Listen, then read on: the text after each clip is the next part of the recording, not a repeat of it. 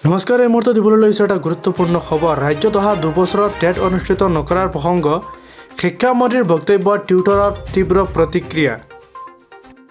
টিউটৰসকলক শিক্ষকলৈ উন্নীতকৰণৰ ক্ষেত্ৰত চৰকাৰে স্থিতি স্পষ্ট কৰিবলৈ আহ্বান।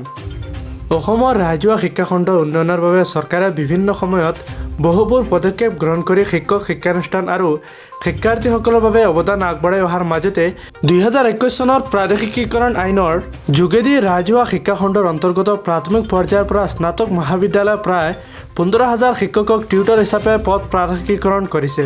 প্ৰাদেশিকীকৰণ সম্পৰ্কীয় চৰকাৰী শ্বেতপত্ৰত উল্লেখ কৰা মতে নিৰ্ধাৰিত শিক্ষাগত আৰু বৃত্তিগত অৰ্হতা নথকা প্ৰাৰ্থীসকলক অৱশ্য প্ৰয়োজনীয় অৰ্হতা অৰ্জনৰ বাবে 5 বছৰ সময় দিয়াৰ ব্যৱস্থা আছে। অৰ্থাৎ প্ৰাৰ্থীগৰাকীয়ে তেওঁৰ নিযুক্তিৰ নিৰ্দিষ্ট ম্যাদৰ ভিতৰত এই অৰ্হতা অৰ্জন কৰিব লাগিব। প্ৰাদেশিকীকৰণৰ কাৰণে লগতে সেই ধৰণৰ আৱশ্যকীয় অৰ্হতা লাভৰ বাবে সুবিধা প্ৰদান কৰা হ'ব।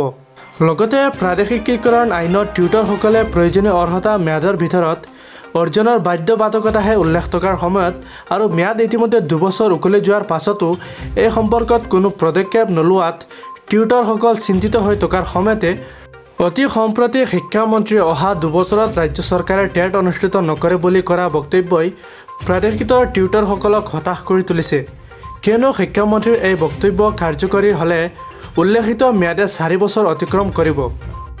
3 দশকৰ আগৰে পৰা বিনা বেতনে ৰাজহুৱা শিক্ষাখণ্ডলৈ সেৱা আগবঢ়োৱা আৰু বৰ্তমান প্ৰাদেশিত এইসকল টিউটৰ পৰৱৰ্তীকালত কিদৰে শিক্ষক হ'ব তাক লৈ চিন্তিত হৈ পৰিছে।